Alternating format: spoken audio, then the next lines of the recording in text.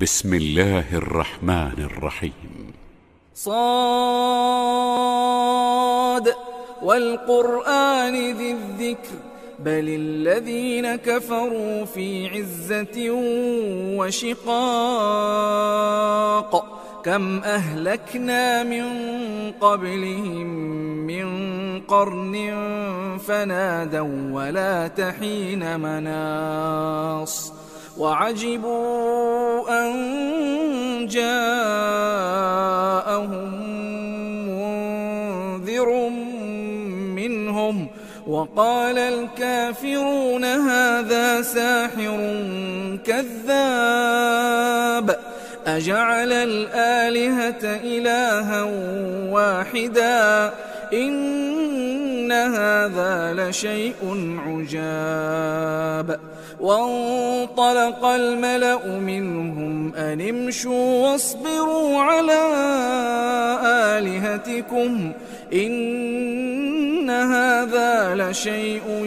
يراد ما سمعنا بهذا في الملة الآخرة إن هذا إلا اختلاق أأنزل عليه الذكر من بيننا بل هم في شك من ذكري بل لما يذوقوا عذاب أم عندهم خزائن رحمة ربك العزيز الوهاب أم لهم ملك السماوات والأرض وما بينهما فليرتقوا في الأسباب جند ما هنالك مهزوم من الأحزاب كذبت قبلهم قوم نوح وعاد وفرعون ذو الأوتاد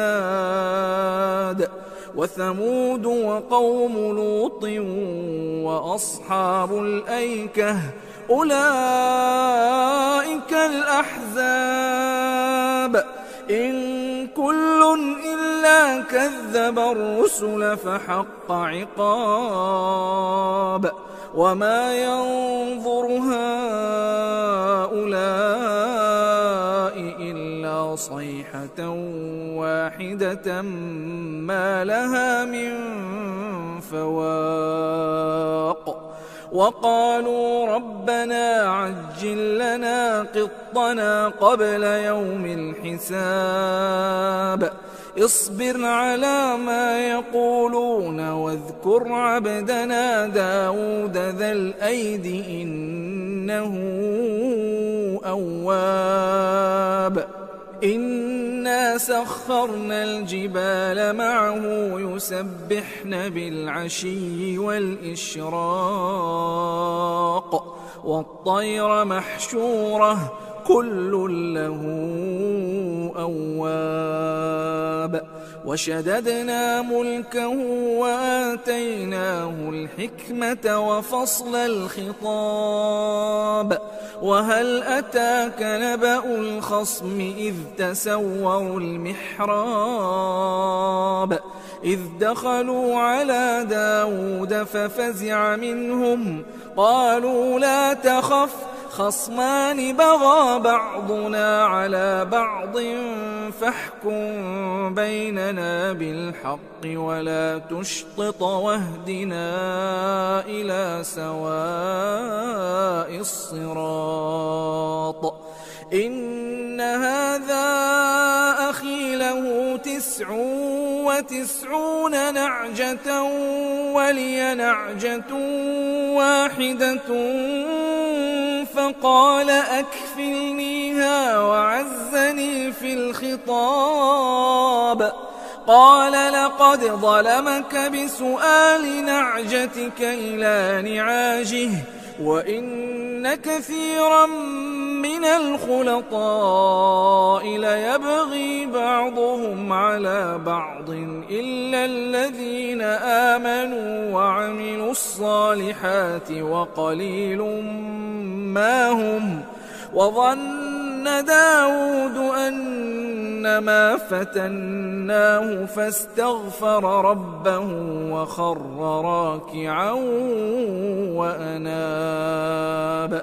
فغفرنا له ذلك وإن له عندنا لزلفى وحسن مآب يا داود إنا جعلناك خليفة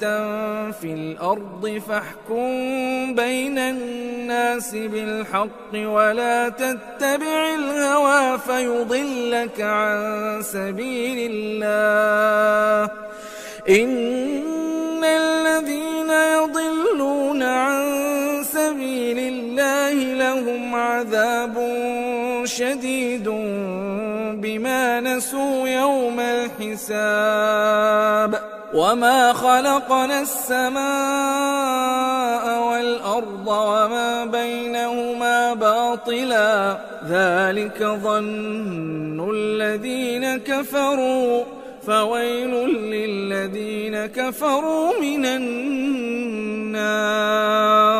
أم نجعل الذين آمنوا وعملوا الصالحات كالمفسدين في الأرض أم نجعل المتقين كالفجار كتاب أنزلناه إليك مبارك ليدبروا آياته وليتذكر أولو الألباب ووهبنا لداود سليمان نعم العبد إنه أواب إذ عرض عليه بالعشي الصافنات الجياد فقال إني أحببت حب الخير عن ذكر ربي حتى توارت بالحجاب ردوها علي فطفق مسحا بالسوق والأعناق ولقد فتنا سليمان وألقينا على كرسيه جسدا ثم أناب قال رب اغفر لي وهب لي ملكا لا ينبغي لأحد من بعدي إنك أنت الوهاب فسخرنا له الريح تجري بأمره رخاء حيث أصاب والشياطين كل بناء وغواص وآخرين مقرنين في الأصفاد هذا عطاؤنا فامنن أو أمسك بغير حساب وإن له عندنا لزلفى وحسن مآب واذكر عبدنا أيوب إذ نادى ربه أني مسني الشيطان بنصب وعذاب اركض برجلك هذا مغتسل بارد وشراب ووهبنا له أهله ومثلهم معهم رحمة منا وذكرى لأولي الألباب وخذ بيدك ضغثا فاضرب به ولا تحنث إنا وجدناه صابرا نعم العبد إنه أواب واذكر عبادنا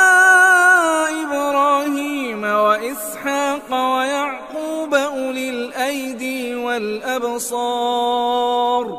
إنا أخلصناهم بخالصة ذكر الدار وإنهم عندنا لمن المصطفين الأخيار واذكر إسماعيل واليسع وذا الكفل وكل من الأخيار هذا ذكر وإن للمتقين لحسن مآب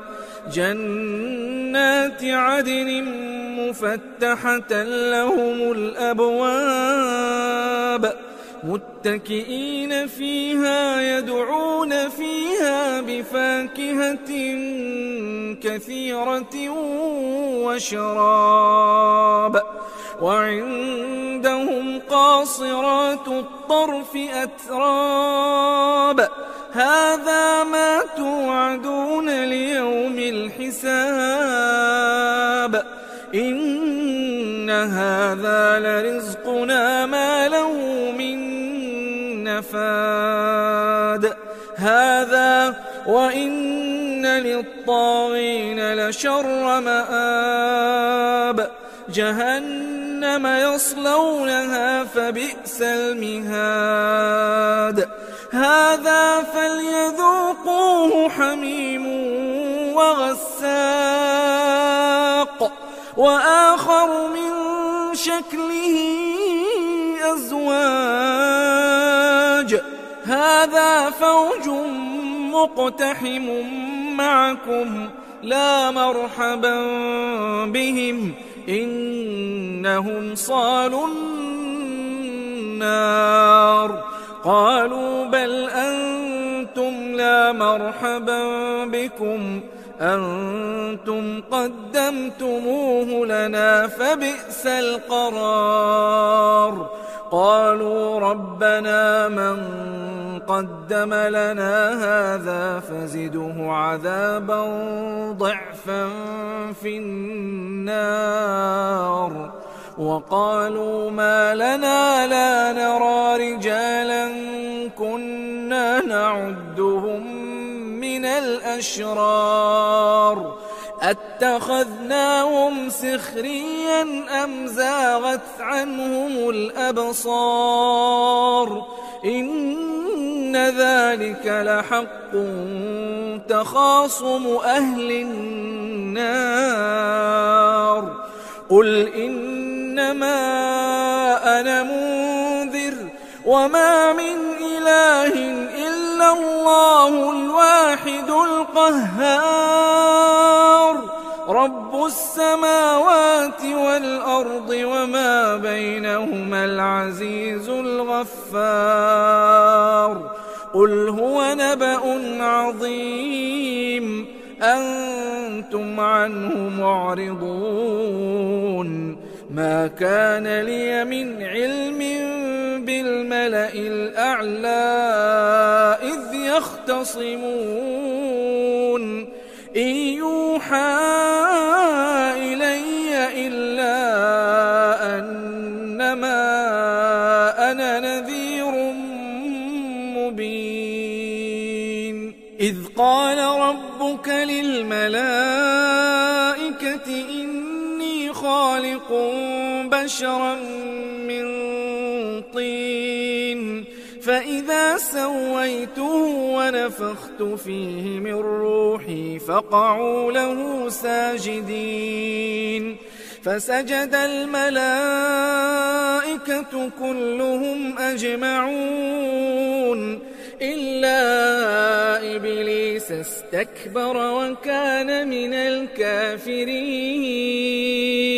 قال يا إبليس ما منعك أن تسجد لما خلقت بيدي أستكبرت أم كنت من العالين قال أنا خير منه خلقتني من نار وخلقته من طين قال فاخرج منها فإنك رجيم وإن عليك لعنتي إلى يوم الدين قال رب فأنظرني إلى يوم يبعثون